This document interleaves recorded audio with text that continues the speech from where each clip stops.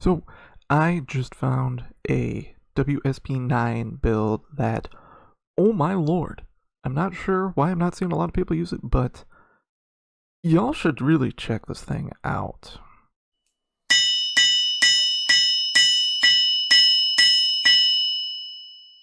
What is going on, everybody? I am Pokepod. Welcome back to the COD Lab in Pokepod's workshop. Yes, I changed the background. This is just my stream background for my Call of Duty streams. Actually, right now, my only streams. I wanted to change it, wasn't sure what to do, so I was like, yeah, I'll just do this.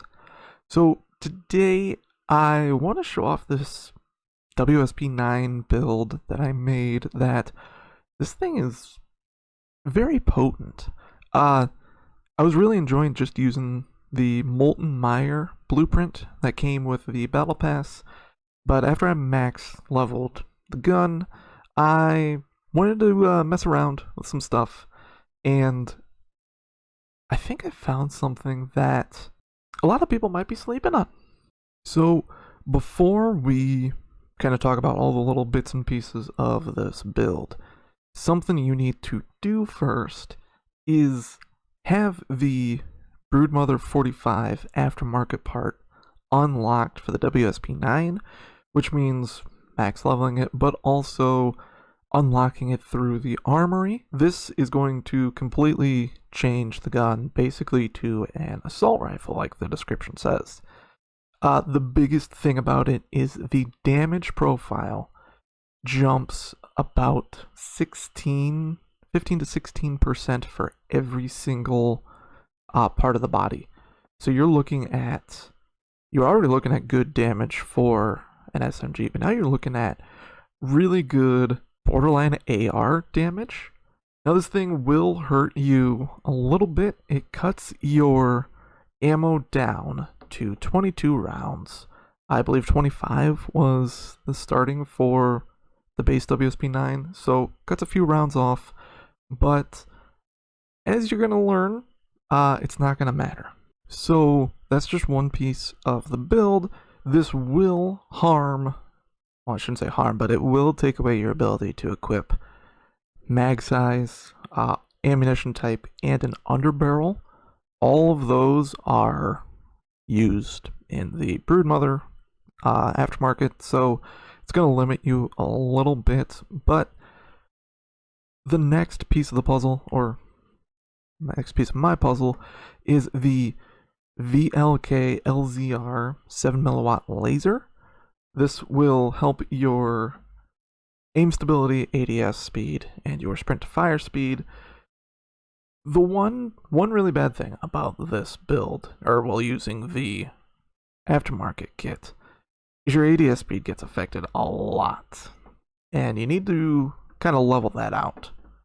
Yeah, we're talking 8.5% increase. So this build kind of meant to level that out with the laser, and you're also going to try to add a little more mobility. Now, next up, you need to put a sight on this gun. The iron sights are not good at all. So put a basic sight. This is going to be a short to mid-range build. You don't need the eagle's eye. You don't need any special sight. I put the Mark III reflector. You can go with basically any of the precision picture sights, but you're going to thank me for this. The iron sights are all muddy and there's a lot going on, and just clear it up with something. Next, we go with the WSP factory stock. This will help your movement speed and your ADS speed. It is going to do a lot of damage to your recoil control, but as you're going to see, even though it's got really high vertical recoil, this build is still fairly easy to control.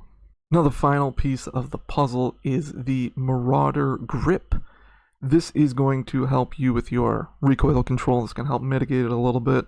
So also help you with your firing aim stability. So just all in all, trying to help you stay centered. The biggest thing that you will see with this gun, especially with this conversion kit, is the rate of fire is actually decreased, and it's decreased quite a bit.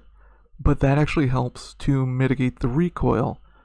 So even though, again, the vertical recoil is really high on this gun, but the low rate of fire means you're not having to fight as much as, even using this gun without the Broodmother kit.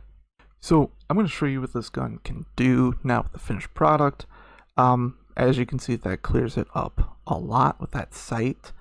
You can actually see kind of at the back of the sight. That's the iron sights. That's just a lot of visual mess to work with. So this is a super clear one. This is the MK3 or the Mark III. But as you're going to see here, I didn't even really move the stick at all.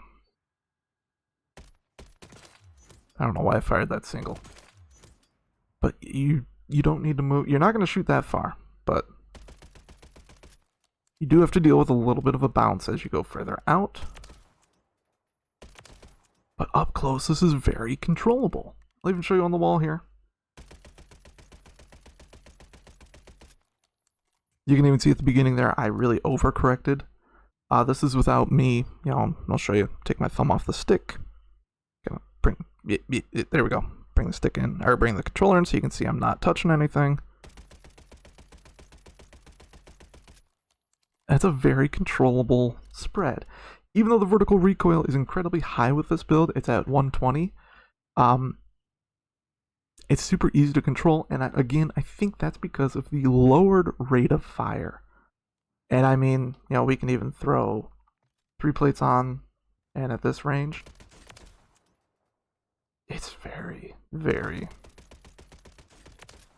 even once you get the recoil under control on that mid-range one, you're still just ripping them apart.